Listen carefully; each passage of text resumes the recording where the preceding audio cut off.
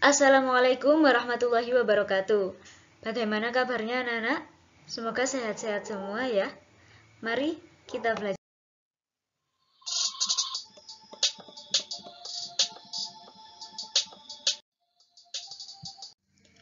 Kompetensi dasar kita pada pertemuan kali ini adalah menjelaskan dan menyatakan himpunan, himpunan bagian, himpunan semesta, himpunan kosong, komplement himpunan, dan melakukan operasi biner pada himpunan dengan menggunakan masalah kontekstual. Pertama-tama mari kita mengenal dulu konsep himpunan. Jadi, himpunan itu adalah kumpulan objek yang ciri-cirinya jelas. Nah, contohnya itu seperti ini. Jadi misalnya ada kumpulan orang-orang cantik. Ini kira-kira dia ini, terus ada lagi kumpulan makanan enak. Kemudian ada kumpulan orang dengan tinggi 160 cm, kumpulan buah yang berwarna hijau. Nah, dari contoh-contoh ini, yang termasuk himpunan yang mana? Yang pertama, kumpulan orang-orang cantik. Ini kan tidak jelas ya, cantik itu kan relatif. Jadi menurut orang A cantik, menurut orang B belum tentu. Jadi ini tidak termasuk himpunan karena ciri-cirinya tidak jelas. Kemudian kumpulan makanan enak. Nah, ini termasuk himpunan apa bukan? Bukan ya, karena enak ini kan tidak jelas. Selera lidah orang kan beda-beda. Jadi ini tidak bisa tergolong dengan himpunan. Himpunan itu ciri-cirinya harus jelas. Kemudian kumpulan orang dengan tinggi 160 cm. Termasuk ya, karena kan jelas bisa diukur tingginya itu 160 cm. Jadi jelas dan pasti.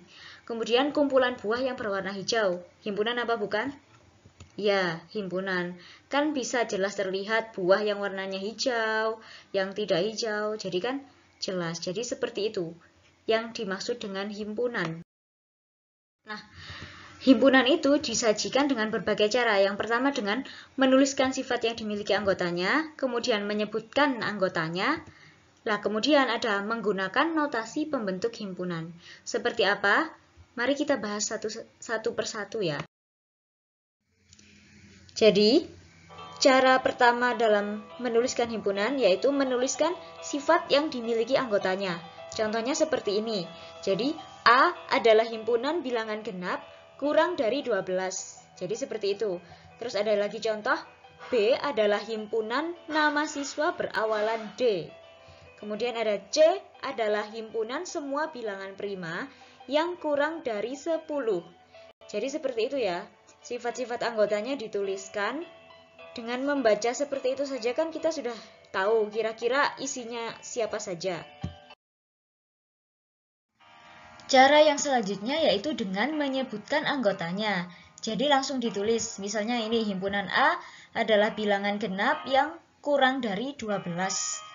Karena kurang dari 12 berarti kan ini bilangan genap. Anggotanya langsung ditulis A sama dengan 2, 4, 6, 8, 10. Jadi penulisan himpunan itu menggunakan kurung kurawal seperti ini. Kemudian ada lagi contoh B. Didi, Dimas, Dadang. Himpunan-himpunan siswa yang berawalan huruf D. Kemudian C. 2, 3, 5, 7 yaitu bilangan prima yang kurang dari 10. 2, 3, 5, 7 ini kan bilangan prima. Seperti itu, jadi anggotanya disebutkan semua. Cara selanjutnya dalam menyatakan himpunan dengan menggunakan notasi pembentuk himpunan. Seperti ini. Jadi, ditulis dengan A sama dengan X. Ini bacanya adalah sedemikian hingga. X kurang dari 12. Terus ada tanda koma. X elemen bilangan genap. Pasti masih bingung kan ini maksudnya apa? Jadi di sini itu himpunan X ini kenapa kok dinyatakan X? Karena ini bisa diganti-ganti. Bisa A, bisa B, bisa C, itu terserah. Jadi ini cuma simbol saja. Yang mana anggota-anggotanya ini bernilai kurang dari 12. Nah, siapa yang kurang dari 12 ini?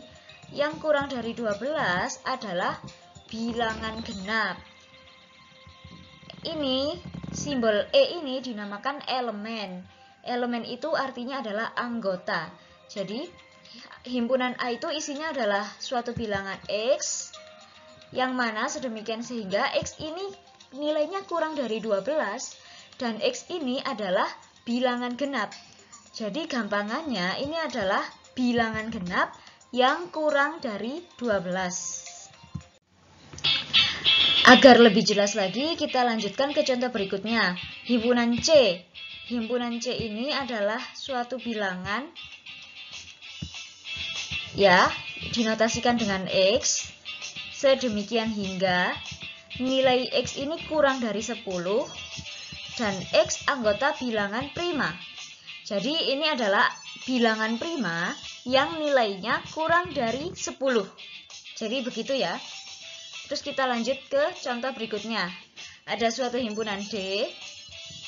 Isi dari himpunan D itu adalah suatu bilangan, kita simbolkan X, yang mana nilainya X ini kurang dari negatif 3.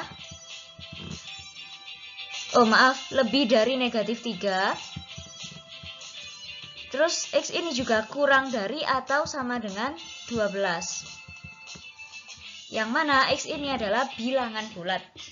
Jadi kalau dia ini kurang dari 3, siapa X yang lebih dari 3 maksud saya.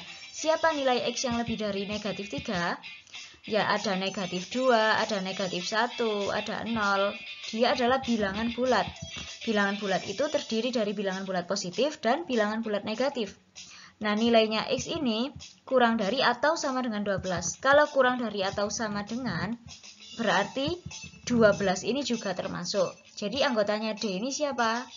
Anggotanya D adalah negatif 2, negatif 1, 0, 1, 2, 3, 4, 5, 6, 7, 8, 9, 10, 12, 11, 12. Jadi 12-nya masuk.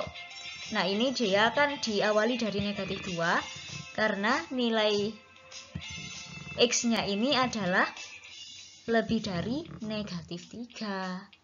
Jadi seperti itu notasi pembentuk himpunan. Selanjutnya kita mengenal istilah himpunan kosong. Dari namanya saja sudah kelihatan. Jadi dia itu tidak memiliki anggota. Nah, himpunan kosong ini dinotasikan dengan tanda kurung kurawal atau tanda 0, ada seretnya miring gitu ya. Contohnya seperti ini.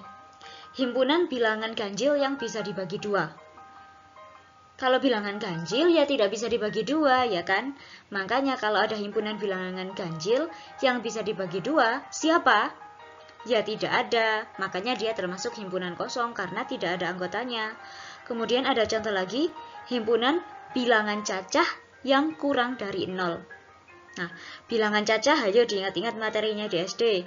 Bilangan cacah itu adalah bilangan yang diawali dari 0, 1, 2, 3, dan seterusnya.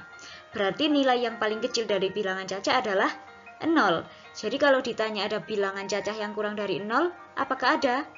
Tidak ada. Karena yang paling kecil adalah 0.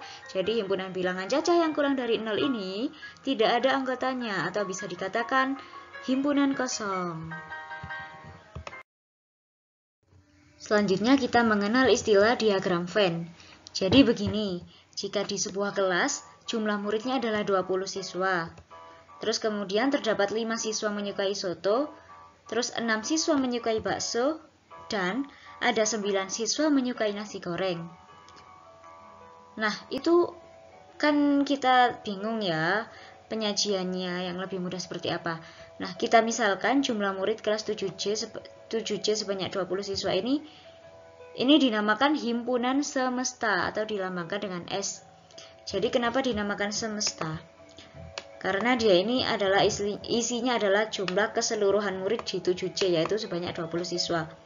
Nah, kemudian 5 siswa yang menyukai soto ini kita nyatakan dalam himpunan A. Lalu 6 siswa yang menyukai bakso ini kita misalkan menjadi himpunan B, dan 9 siswa yang menyukai nasi goreng ini kita masukkan ke himpunan C. Gambar diagram Venn-nya seperti ini. Pertama-tama mari kita membentuk persegi panjang dulu. Kemudian kita tulis S di pojok yang melambangkan semesta, yaitu kelas 7C itu ya. Semestanya di sini adalah kelas 7C ya. Nah, kemudian himpunan A yang isinya adalah 5 siswa yang menyukai soto, kita tulis seperti itu. Kemudian ini untuk himpunan B yang isinya adalah 6 siswa yang menyukai bakso. Kemudian yang terakhir adalah himpunan C yang isinya adalah 9 siswa yang menyukai nasi goreng. Seperti itulah kira-kira diagram Venn. Terus ada contoh lagi ya, diagram Venn dari himpunan S yang anggotanya 1, 2, 3, 4, 5, 6, 7, 8, 9. Terus himpunan A-nya adalah 1, 2, 3, 4. Terus himpunan B-nya adalah 4, 5, 6, 7. Jadi di sini semestanya adalah himpunan S ini ya. Karena anggota A dan anggota B ini semuanya juga masuk di S. Ya, jadi semestanya adalah S. Pertama-tama kita gambar persegi panjang dulu, terus kita bikin S di pojokan yang melambangkan semesta. Lalu himpunan A kita tulis. Kenapa kok cuma 1, 2, 3? Sebentar, di sini karena di himpunan A ini ada 4, di B juga ada 4. Jadi kita tulis yang beda, yang cuma ada di A adalah 1, 2, 3 saja. Ini himpunan A. Lah terus himpunan B yang cuma ada di B saja itu kan 5, 6, 7. Ini kan tidak ada di A. Jadi kita tulis himpunan B anggotanya 5, 6, dan 7. Jangan lupa ada noktah-noktah titik-titiknya ini. Nah kemudian bagaimana dengan 4? Karena 4 ini ada di A dan ada di B, maka dia gambarnya di sini. Ya, jadi ini saling beririsan begini lingkarannya. Nah terus kemudian bagaimana dengan 8 dan 9? Dia meskipun tidak masuk di A dan di B, dia kan masih anggota dari S, masih masuk semesta. Jadi letaknya di sini 8 dan 9. Di luar lingkaran tapi dia masih di dalam himpunan persegi panjang atau himpunan semesta ini. Jadi di himpunan besar gitu ya, masih masuk dalam lingkungan semestanya. Jadi seperti itu diagram Venn.